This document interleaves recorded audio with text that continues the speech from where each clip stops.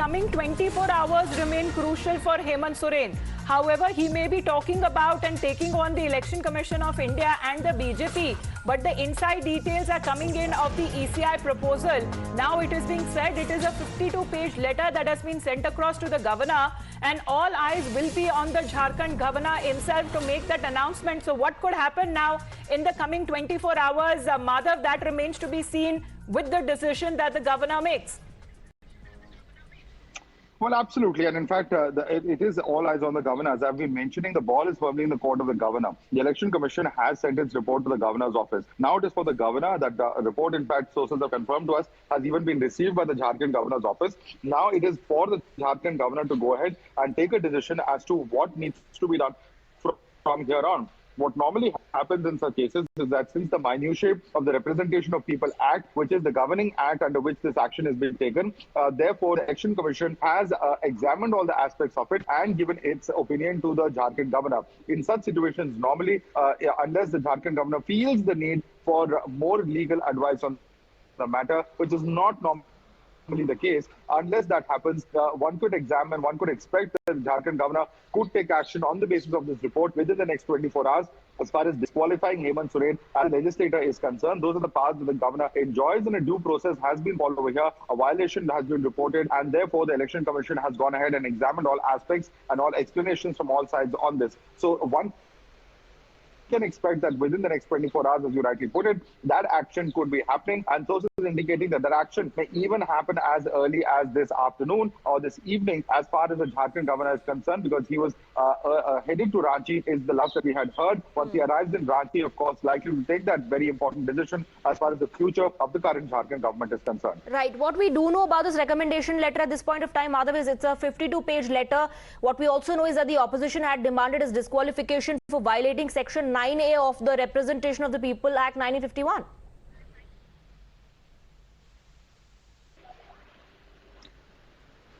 Madhav. Well, absolutely. And in fact, it was a mining lease that was given, in fact, to this individual, to this one particular company, which is that action. That is the information that we had. Initially, it was a complaint, and directly, of course, being reported as far as Hemant Soren himself is concerned. Now, of course, a clarity coming in that yes, the Election Commission has found some grounds as far as that particular aspect is concerned, and that's why they're going ahead and have made this recommendation in that report, which now the government is expecting the governor is expected to have on.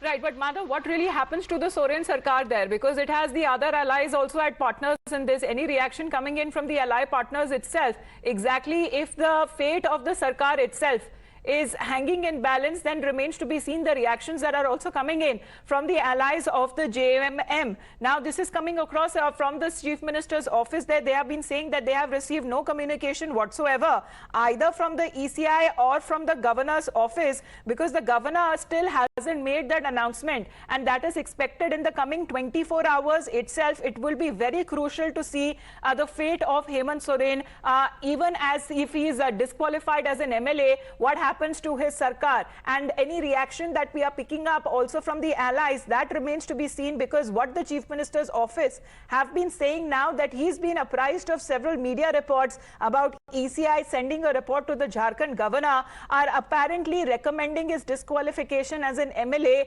No communication in this regard has been received by the Chief Minister's office, either from the ECI or from the governor.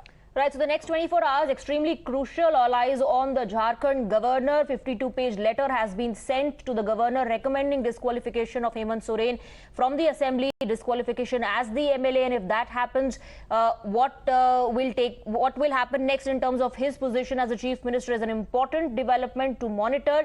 As of now, what we're being told is that it is a 52-page letter that has been sent by the Election Commission of India, in which the poll panel has proposed disqualification of Hemant Soren based on the arguments that were presented. Remember, BJP was the petitioner in the case. Their allegation is that Hemant Soren had allotted stone mining lease to himself. Now, Hemant Soren is not just the Chief Minister of Jharkhand, but he is also the Mining Minister and the Forest Minister of the state of Jharkhand. As far as this development is concerned, this is a massive jolt not just to Hemant Soren, but his party and the allies as well. Is this going to lead to political instability in the state of Jharkhand? Remains to be seen. Hemant Soren, in his first reaction, however, has blamed the BJP. Hemant Soren has alleged that this is a misuse. This is a misuse of the constitution by the BJP. That was the first response that came in the Chief Minister's office. They're claiming that, in fact, no one has communicated anything with the Chief Minister, neither the Election Commission of India nor the Governor. Meanwhile, Hemant Soren maintains that there is a blatant misuse of constitutional authorities and public agencies, and that this report itself has been drafted by the BJP. So that's how Hemant Soren is hitting back.